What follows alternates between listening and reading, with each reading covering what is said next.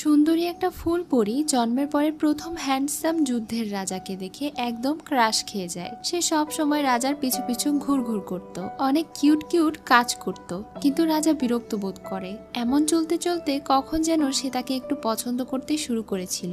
কিন্তু একদিন যখন সুন্দরী ফুল পরী নিজের কাল্টিভেশন করার সময় অনেক আহত হয়ে যায়, তখন তাকে বাঁচাতে গিয়ে রাজাও নিজের শরীরের রক্ত ব্যবহার করে। এ কারণে তাকে পৃথিবীতে চলে যেতে হয় কাল্টিভেশনের জন্য। সুস্থ হবার পরে ফুলপরিও রাজার পিছু পিছু পৃথিবীতে চলে যায়। সেখানে তাদেরকে 3টা জীবন পার করতে হবে।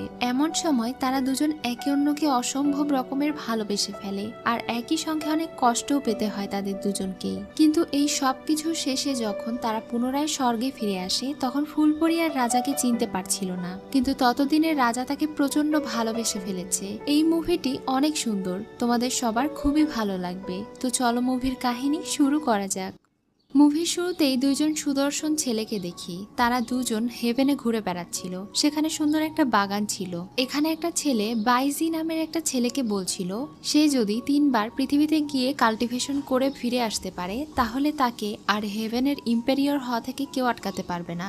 মানে সে এখন যুদ্ধের রাজা। এর পরবর্তীতে সে কাল্টিভেশন করে হয়ে যাবে হেভেনের রাজা, মানে সবচেয়ে উচ্চ পদমর্যাদাপূর্ণ হয়ে যাবে সে। যতক্ষণ না সে কাল্টিভেশনের জন্য রওনা দেবে, ততক্ষণ তারা এখানেই রেস্ট করতে চাইছিল।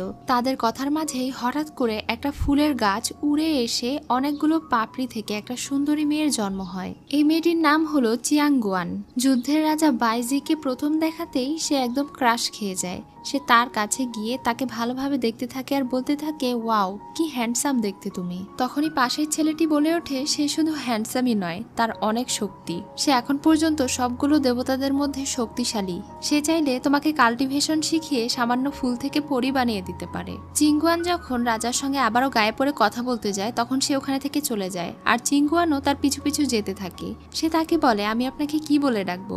বাইজি গড বলবো নাকি ভাইয়া বলবো? বাইজি তাকে বলে, তুমি আমাকে ভাইয়া বলে ডাকবে। সে অনবরত তার পিছু করছিল জন্য বাইজি বিরক্ত হচ্ছিল।